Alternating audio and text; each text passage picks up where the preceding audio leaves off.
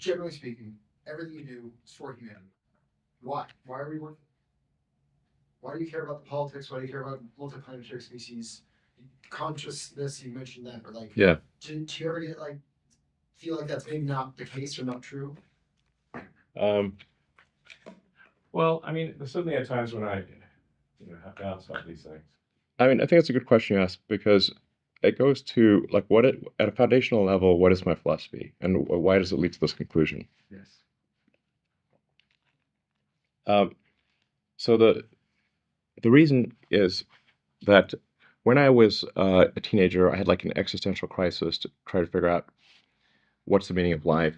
It doesn't seem to be any meaning. For me, at least, the religious texts, and I read all of them that I get my hands on, did not seem convincing. Then I started reading the philosophers. Be careful of like reading German philosophers as a teenager. It's definitely not going to help with your depression.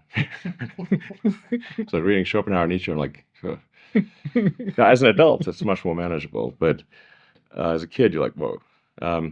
So then I was like, man, I'm just like struggling to find meaning in life here. And then I read Hitchhiker's Guide to the Galaxy. And basically what Douglas Adams was saying is that we don't really know what the right questions are to ask. Like the question is not what's the meaning of life. In the Hitchhiker's Guide to the Galaxy, and the Earth, it turns out, is a big computer. And its goal is to answer the question, what's the meaning of life? And Earth comes up with the answer 42. This is where the 42 number comes from. Okay. And 420 is just 10 times 42. Yeah. In that book, which is really sort of a book about, it's an existential philosophy book disguised as humor, they come to the conclusion that no, the real problem is trying to formulate the question. And to really have the right question, you need a much bigger computer than Earth. And so maybe like one way of characterizing this would be to say the the universe is the answer. What is the question? Or what are the questions? The more we can expand the scope and scale of consciousness, the better we can understand what questions to ask about the answer that is the universe. The more we can expand consciousness, become a multi-planet species, ultimately a multicellular species, we have a chance of figuring out what the hell's going on.